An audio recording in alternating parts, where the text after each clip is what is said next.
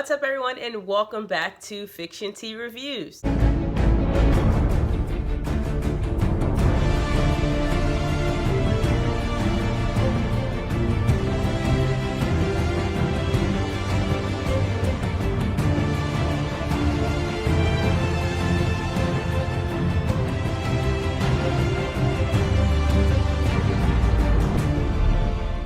today on Fiction Tea Reviews, we're going to talk about the Netflix original TV series that just came out called V-Wars, starring Ian Somerhalder, aka, if you've watched The Vampire Diaries, we all know him as Damon. Now, when I saw the preview on Netflix, I was like, ooh, Damon, ooh, let me check this out and see what's up.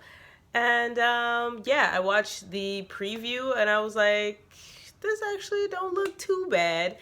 But in the back of my mind, I was like, why would they come out with a vampire show when technically the vampire stuff has kind of lived its time already? Like, we had, the whole vampire era with the Vampire Diaries, the Twilight movies, the spoofs, the other shows that kind of came off of all of that. And I was like, I feel like it's too late to come out with that stuff. Like, even with the zombie stuff with The Walking Dead, that stuff started to die down and like it's trash now. But I was like, you know what, I'm gonna watch it anyway because it's new and it just came out, so like why not? And it don't look too bad, in the preview it looked pretty interesting. So V-Wars is about two best friends. One of them is a scientist, the other one is a regular working guy, and they end up being pitted against each other because they go into this place and end up being infected by some sort of disease due to global warming. And one of the friends actually becomes infected and the other one doesn't. And the other one who's infected, he gets this disease that makes him want to drink human blood, thus making him a vampire, or what they like to call a blood. I'm gonna say how they executed that. They didn't do the traditional vampire can't get in sunlight, garlic, and whole stereotypical traditional way of them being a vampire. I do like how they tried to do something different. I found it interesting that Ian Somerhalder, aka Damon, was actually in this, but he didn't play a vampire, nor did he play someone who really had a strong personality as a character. He was kind of a wimp as a scientist up until like towards the middle to the end. I mean, midway he still was kind of a wimp, but he knew he had to do certain things. But towards the end you could see like, okay, like that final episode, I'm sorry I'm fast forwarding, and also my voice is kind of all over the place because I have a cold, so sorry, like sometimes I'll talk and like my voice will get jacked up. But anyway, back to the review. In Somerhalder, I found it interesting that he was in this and he was a coward, whereas, when he played Damon, he was this naive, badass vampire. Now, the acting in this show was fine, but I found myself not really actually caring about the relationships that the characters shared between each other, and really caring about the characters, honestly. I mean, most of the characters I really didn't have any sympathy for or really cared about at all. I mean, even the relationship between the scientist, whose name I just can't get right now, and his best friend, who's Michael Fain, who was the blood, who was the vampire, their relationship was just like, I thought that they were supposed to be best friends, but like, it was just like, I just wasn't convinced that they had a really strong friendship, a strong relationship, because it was so quick for the scientist guy to just like try to turn him in. And even when he was like trying to help him after the whole killing scene, and he was like, we're gonna cover it up and stuff, like it was just weird. It's like, what's up with this relationship? One of my favorite characters was actually Laura Vonderroot, who actually played this this blood character, but she wasn't killing humans and she was actually killing other bloods. And I just love the fact that they had a leading woman role who was like whooping butt. I definitely will like to see more of her in season 2, if there is a season 2. I'm not sure. I also love the mixture of characters, from gender to race to culture. They definitely was inclusive with that. You pretty much saw every type of person in this series, and that was what's up. It was relatable, and different types of people can watch it and see themselves. So I believe that they added, as far as the storyline goes, I think that they added more science, because they didn't want it to seem supernatural fiction or very angsty teen type stuff, magical powers. They wanted to make it seem like it was more real, with the science, the emphasis on the science and the politicalness that they tried to involve in this, and involving the government and things like that. Making the vampire thing not a supernatural thing, making it an actual disease due to climate change, and trying to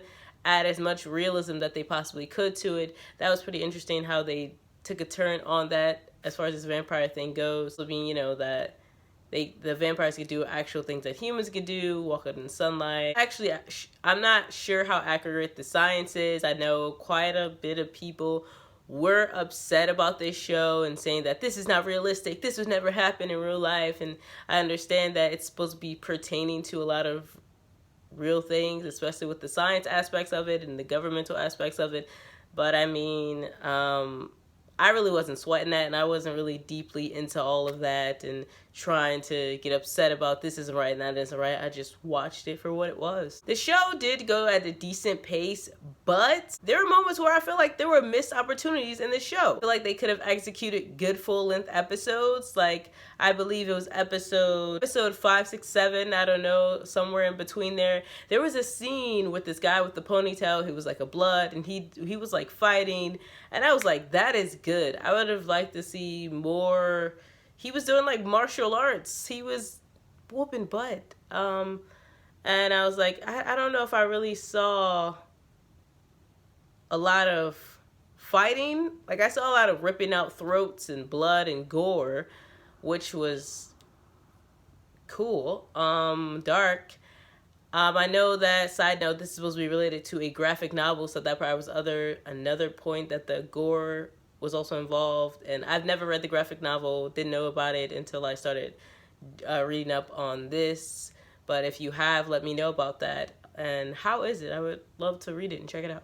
But anyway, yeah, there were some episodes, and like I said, that scene, it started off juicy, and I was like, I would like to see more of that. Like, yeah, the gore and stuff was good too, but the fighting, like the actual fighting, like them actual fighting, like, yeah, the gore and stuff is good, and the ripping out throats, and they were more scary though. I understand that it was supposed to be. After I watched an interview actually of Ian Somerhalder talking about it. He said he wanted to execute it to be more gruesome and scary, and I'm thinking maybe in season 2 it'll be, yeah, like it started to get juicy, and then it started to lag. Like, I know things happened in the last 2 episodes, but I feel like they just left us hanging with that predictable cliffhanger. And I was like, you know what? They could have given us more.